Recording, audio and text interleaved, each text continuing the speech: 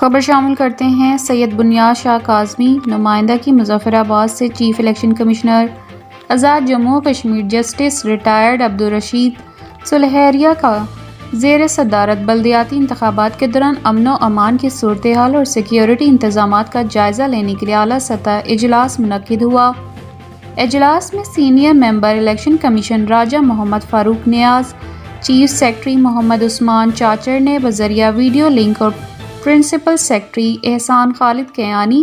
Inspector general police doctor Amir Ahmed Sheikh, secretary services and general administration Raja Amjad Pervez Ali Khan,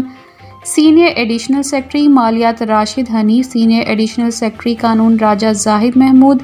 secretary election commission Muhammad Ghazanfar Khan, director general local government اور دیہی ترقی Shabbir Ahmed Abbasi, special secretary داخلہ Hameed Mughal, D I G police Irfan Masood Kashfi اور director اطلاعات امجد حسین منہاس اور دیگر نے شرکت کی۔ اس موقع پر طے پایا کہ آئندہ اجلاس میں پولنگ کے دوران سیکیورٹی انتظامات کو سیکیورٹی فورسز کی میسر تعداد کو دیکھتے ہوئے حتمی شکل دی جائے گی۔ الیکشن کمیشن کی جانب سے حکومت کو کہا گیا کہ 21 نومبر کو ہونے والے اجلاس میں سیکیورٹی فورسز اور دیگر امور کے حوالے سے حتمی طور پر آگاہ کیا جائے۔